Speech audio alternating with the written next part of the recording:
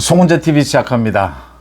국민의힘의 총선 백서, 총선에서 왜 패했는가라는 원인을 밝히는, 또 그 책임을 밝히는 이 총선 백서, 말도 많았고 탈도 많았습니다. 조정훈이 책임자로 이 총선 백서를 만들었는데 이게 201일 만에 오늘 공개가 됐습니다. 총선 백서, 조정훈이 이걸 만들면서, 그러니까 이철규 등과 함께 장난질을 쳤죠. 이 조정훈이 책임자로 만든 총선 백서, 총선에서 왜 패했고 그 책임은 어디에 있는가? 뭐 여러 가지 이유를 들었습니다. 불안정한 당정 관계, 전략이 부재했다, 또 용산발 리스크가 있었다, 뭐 윤 대통령을 이야기하는 것입니다. 그 다음 한동훈 당시 비상대책위원장도 이 2조 심판론 이런 걸 내걸어서 총선 패배에 책임이 있다, 이렇게 쭉 나열을 했습니다. 총선 패배에 이런 책임들이 있다. 그래서 구체적으로 지금 어느 쪽에 이 원인이, 가장 큰 원인이 뭐며 구체적으로 지금 누구의 책임인가, 이런 부분에 대해서는 이야기하지를 않았습니다. 뭐 모두 다 문제가 됐던 건 다 이야기를 했고, 이 공천도 이야기를 했고, 공천 시스템도, 그 다음 이 여러 가지 거기에 대해서 어떤 전략적인 대응 이런 것이 부족했다, 공약도 부족했다, 이런 이야기들을 했습니다. 우여곡절 끝에 201일 만에 공개가 됐습니다. 이미 국민의힘 당원들이나 국민들은 왜 국민의힘이 지난 총선에서 참패를 했는지를 잘 알고 있습니다. 원인과 책임이 어디에 있는지도 잘 알고 있습니다. 저도 송은재 TV를 통해서 여러 번 그 당시에 총선이 있고 난 다음에 곧바로 이 원인과 책임을 말씀을 드렸습니다. 더 중요한 것은요, 국민의힘이 지난 총선에서 참패를 했습니다. 그런데 그 이후에 6개월 동안 하나도 바뀌지 않고 그대로 총선에서 왜 졌는지 그걸 지난 6개월 동안 그대로 또 되풀이해서 보여주고 있다라고 하는 것입니다. 지금도 보여주고 있다라고 하는 것입니다. 조정훈이 만든 이 총선 백서 의미 없습니다. 이미 뭐 국민들이 다 알고 있습니다. 한 가지 의미가 있다면, 이 총선에서 패배하고 난 뒤에도 조금 더 바뀌지 않고 지금도 지난 6개월 동안 총선 패배의 이 원인이 계속 되풀이되고 있다라고 하는 것입니다. 그것 하나는 의미가 있습니다. 제 송은재 TV 그 총선이 있고 난 다음에 되돌아가 보시면 그때 제가 분명히 말씀을 드렸습니다. 한동훈 대표도 100% 자기가 책임이 있다라고 했습니다. 윤 대통령도 100% 자기가 책임이 있다라고 했습니다. 두 사람 모두 100% 자기 책임이라고 했습니다. 오늘 총선 백서 당정 관계가 문제가 있었다 라고 했습니다. 맞는 이야기입니다. 총선에서 진 것은 당정 관계입니다. 이게 포괄적인 의미입니다. 윤 대통령이나 한 대표 모두 100% 자기가 책임이 있다라고 인정했습니다. 누구에게 책임이 더 있느냐?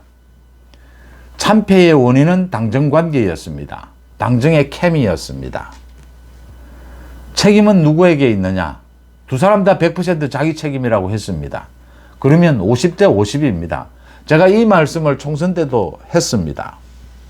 이게 뭘 의미하는 것이냐?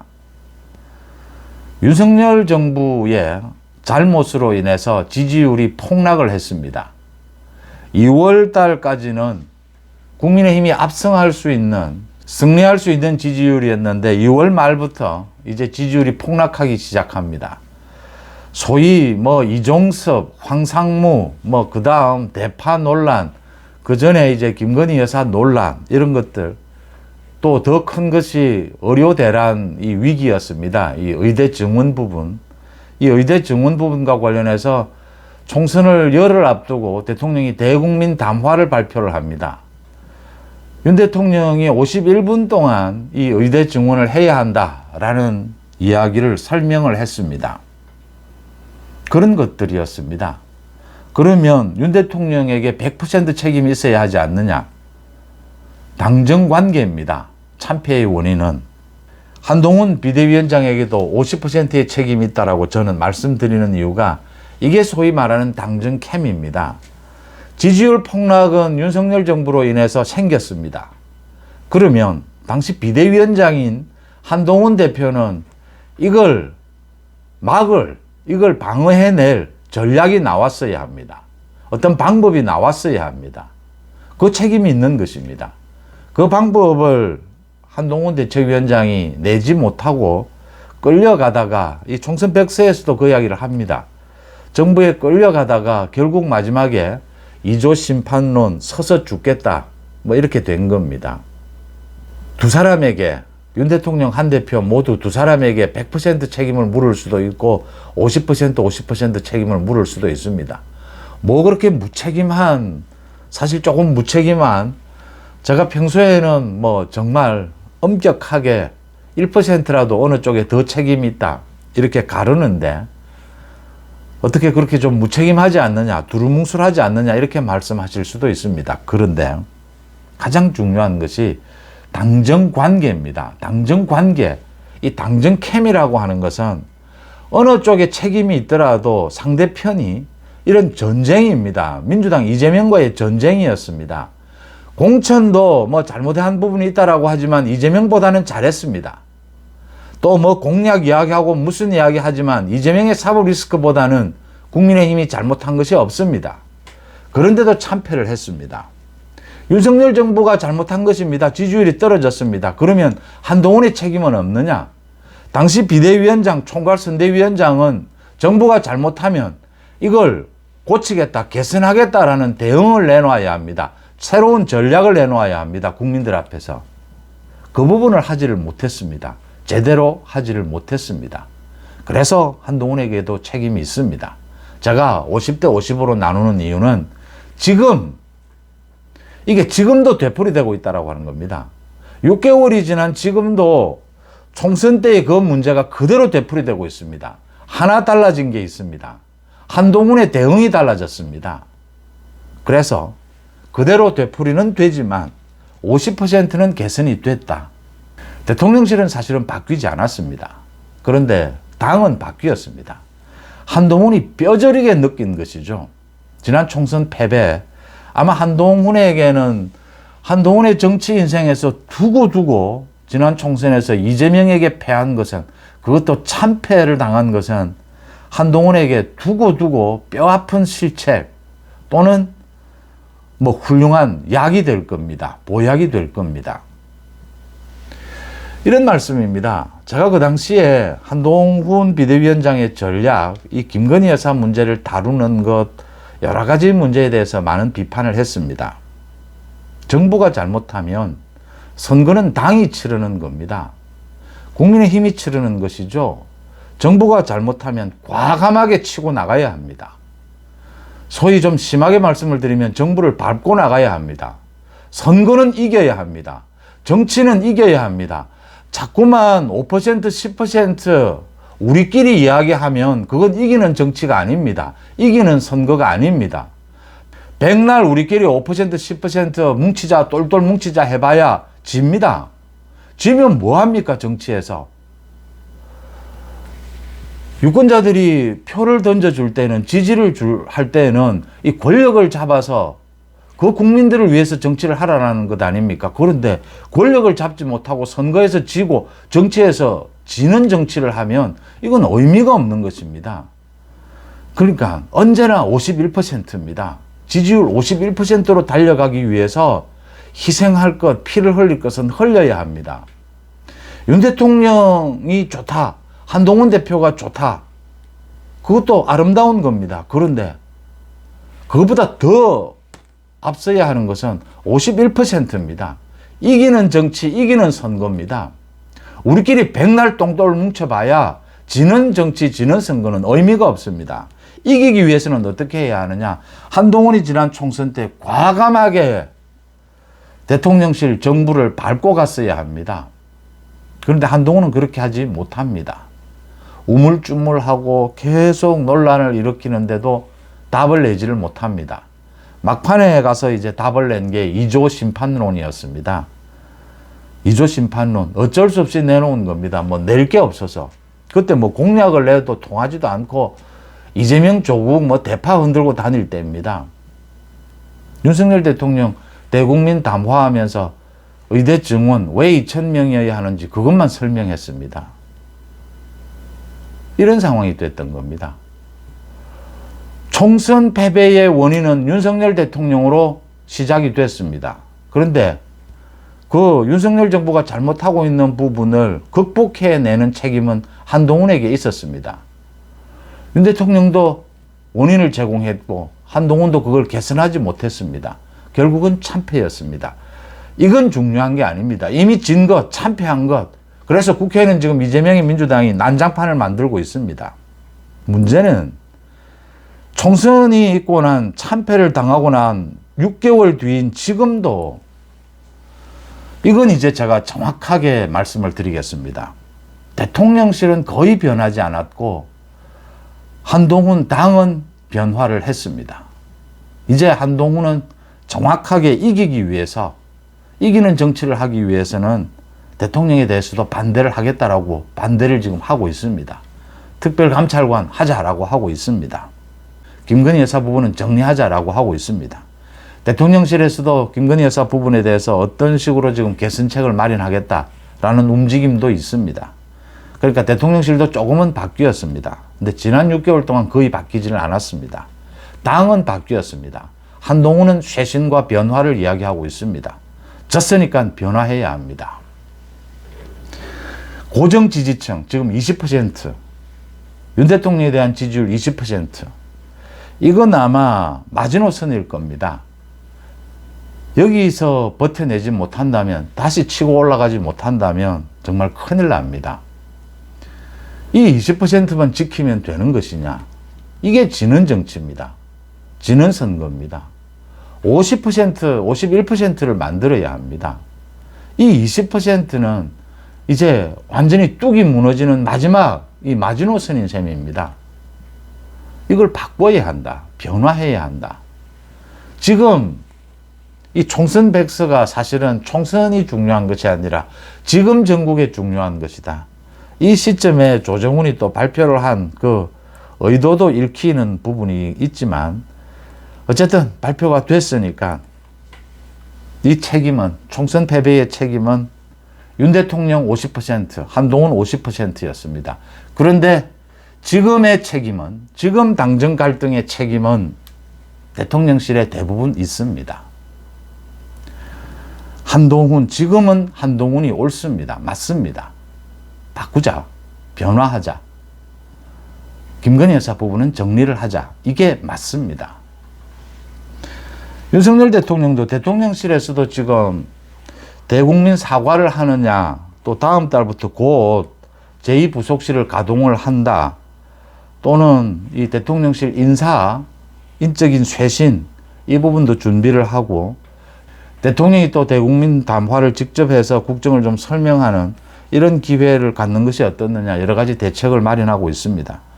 그런데 제가 말씀드린 대로 김건희 여사와 관련해서 깜짝 놀랄 만한 그런 대책이 필요합니다.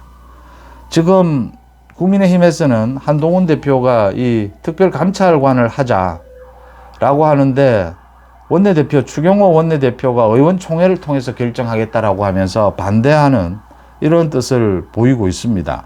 오늘 오전에도 최고위원 회의에서 김종혁 최고위원입니다. 소위 한동훈 대표와 친한 김종혁 최고위원이 공개 의원총회를 하자, 그리고 표결을 하자, 국민들 앞에서 당당하게 토론하고 표결하자, 이렇게 주장을 했습니다. 그러니까 또 친윤 쪽에서는 공개는 안 된다, 이건 꼼수다, 이렇게 지적하면서 반대하고 있습니다. 그러니까 의원총회는 공개하는 것이 원칙입니다. 그런데 이 과반 의결로 공개하지 않을 수도 있습니다. 공개를 하는 것이 원칙입니다. 국회의원은 자기가 표결을 하는 것, 의사표시를 하는 것, 인사와 관련된 것이 아니라면 모든 이 국민들에게 공개할 의무가 있습니다. 책임이 있습니다. 그래서 공개하는 것이 원칙입니다. 그런데 특별감찰관, 윤 대통령도 뭐 겉으로는 언제나 여야가 합의한다면 특별감찰관 임명하겠다라고 하고 있습니다. 공개적으로 이걸 반대할 명분도 없고 공개적으로는 모두 반대를 못하는 겁니다. 이제 이 부분을 김종혁 최고위원이 치고 나왔는데, 뭐 김종혁 최고위원의 의도는 읽힙니다. 오늘 아마 한동훈 대표와 추경호 원내대표가 단판이다라고 하는데 협의를 하게 됩니다. 그걸 앞두고 좀 강력하게 이 김종혁 최고위원이 의사 표현을 한 것이다, 이렇게 읽힙니다. 그런데 굳이 오늘 한 대표와 이 추경호 원내대표가 이제 만나서 협의를 하는데 이렇게 강하게 말할 필요가 있었느냐? 말이 틀렸다는 것은 아닙니다. 오늘 이 시점에서 이렇게 또 한 번 더 강압적으로 이렇게 이야기할 필요가 있었느냐라는 부분은 제가 짚을 수가 있을 것 같습니다. 그러니까 이거 지금 표결을 해서는 안 됩니다. 표결하면 이 당이 쪼개지는 계기가 됩니다.